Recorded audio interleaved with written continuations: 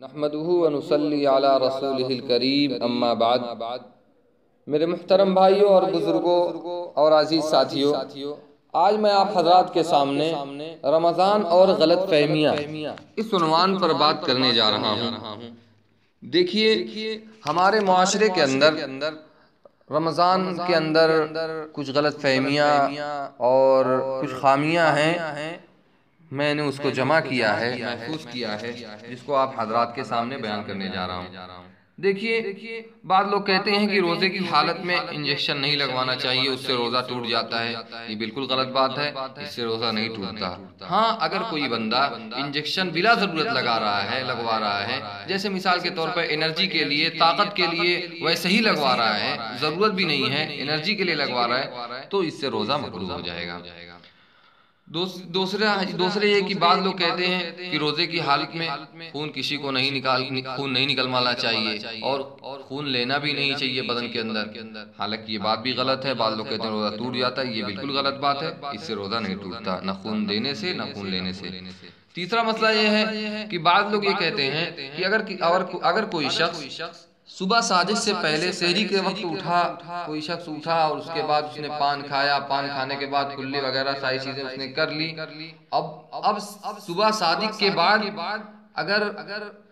پان کی سرخی اس کے منہ کے اندر موجود ہے، تھوکنے سے پتہ چلا کہ ابھی سرخی موجود ہے، تو بعض لوگ کہتے ہیں کہ یہ غلط فہمیاں ہیں کہ اس سے روزہ ٹوٹ جاتا ہے، حالانکہ اس سے روزہ نہیں ٹوٹتا، یہ بالکل غلط بات ہے۔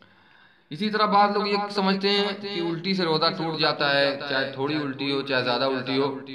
یہ غلط بات ہے۔ الٹی چاہے زیادہ ہو چاہے کم ہو، اس سے روزہ نہیں ٹوٹتا۔ اگر منہ بھر کے الٹی ہوئی، بندے نے باہر نکل دیا الٹی کو، چاہے تھوڑی ہوئی، اس سے روزہ نہیں ٹوٹتا، بالکل روزے پر اثر نہیں پڑتا۔ اسی طریقے سے بعض لوگ کہتے ہیں ٹیکا لگانے سے روزہ ٹوٹ جاتا ہے، میڈیکل لائن سے ٹیکا لگایا جاتا ہے تو اس سے بھی روزہ نہیں ٹوٹتا، یہ بھی غلط بات ہے۔ بعض لوگ کہتے ہیں تھوک سے روزہ ٹوٹ جاتا ہے، تھوک اگر بندے نے پیٹ سے منہ کے اندر آیا تھوک، اس کے بعد اس نے جمع کیا، جمع کرنے کے بعد پھر بندے نے پیٹ کے اندر نگل لیا، تو بعض لوگ کہتے ہیں اس سے روزہ ٹوٹ جاتا ہے، حالانکہ یہ غلط بات ہے، اس سے روزہ نہیں ٹوٹتا۔ ہاں، اگر کسی بندے نے ایسا کیا تو اس سے مقروء ہو جائے گا روزہ۔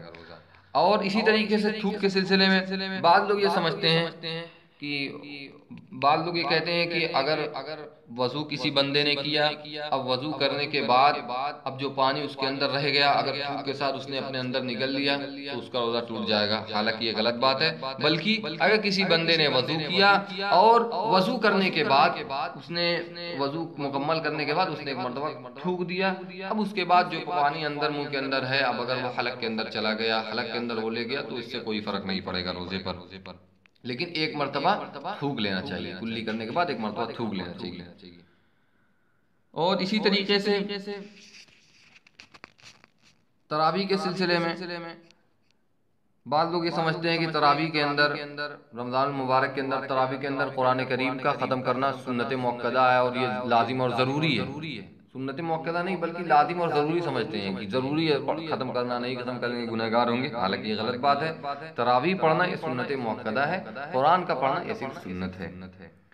اسی طریقے سے بعض لوگ حافظ کو خرید کر لاتے ہیں،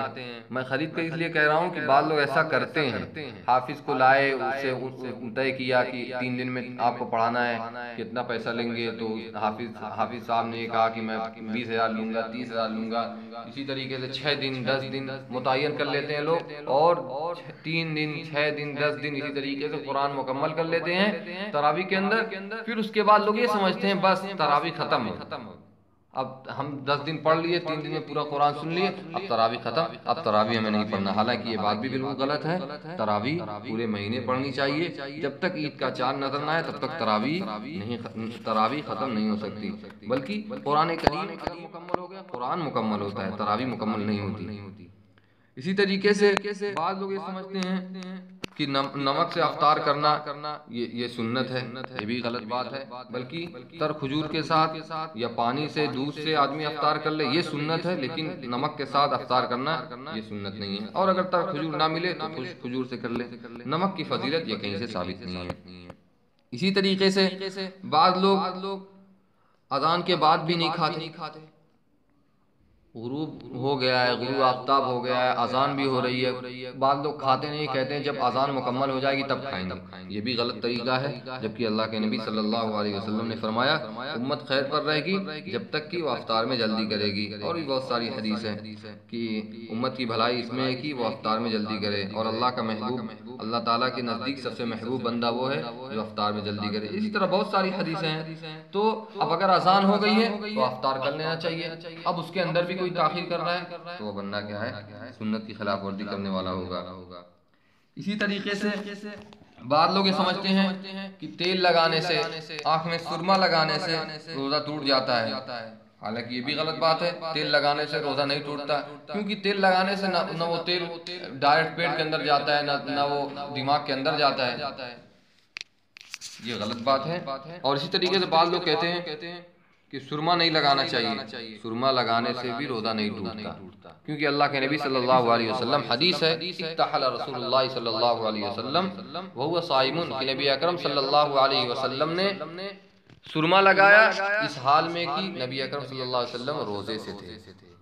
اب اگر کسی بندے نے سرما لگایا، سرما لگانے کے بعد حلق کے اندر محسوس بھی ہوا اور اس نے جب تھوکا تو تھوک کے اندر سرمے کا اثر بھی دکھا، تب بھی روزہ نہیں ٹوٹے گا۔ اور بعض لوگ یہ سمجھتے ہیں گرد و غبار اگر چلا گیا منہ کے اندر تو اس سے روزہ فاسد ہو جاتا ہے، یہ بھی غلط بات ہے۔ ہاں زبردستی جہاں گرد و غبار اڑے وہاں پہ نہ جائے بندہ، اس سے بچے، اگر چلا گیا منہ کے اندر تو اس سے کوئی فرق نہیں پڑے گا روزے پر۔ اسی طرح نہانے کے وقت پانی میں کان چلا گیا، پانی کان کے اندر چلا گیا تو بعض لوگ کہتے ہیں اس سے روزہ ٹوٹ جائے گا، مکروہ ہو جائے گا، ٹوٹ جائے گا، یہ غلط بات ہے، اس سے روزہ نہیں ٹوٹتا۔ ہاں خود سے اگر کسی بندے نے دوا ڈالی، پانی ڈالا تو اس سے روزہ ٹوٹے گا۔ اسی طریقے سے بعض لوگ یہ سمجھتے ہیں کہ سحری جب تک اذان نہ ہو تب تک سحری کھا سکتے ہیں، اذان جب حی علی الصلاۃ، حی علی الفلاح امام صاحب کہتے ہیں اس کے بعد کھانا پینا بند کریں، اس سے پہلے کھا سکتے ہیں، یہ بھی غلط بات ہے۔ بلکہ اگر سحری کے اگر اذان ہو گئی فجر کی، اس کے بعد اگر کوئی کھا رہا ہے تو اس کا روزہ مانا ہی نہیں جائے گا۔ کیوں؟ اس لیے کہ اذان جو ہوتی ہے، فجر کی اذان جو ہوتی ہے وہ وقت کے مکمل ہونے کے 1-2 منٹ بعد ہی ہوتی ہے، اس لیے اس سے بچنا چاہیے۔ یہ چند مسائل تھے میں نے آپ کے سامنے پیش کیا ایک پارٹ کے اندر۔ اب اگلے پارٹ کے اندر میں اور کچھ مسائل ابھی رہ گئے ہیں جو رمضان کے متعلق ہمارے اندر غلط فہمیاں ہیں اور ہم لوگ یہ کرتے ہیں ہمارے معاشرے کے اندر۔ اللہ تعالیٰ ہم سب کو عمل کی توفیق سے نوازے، آمین۔ وآخر دعوانا الحمدللہ رب العالمین۔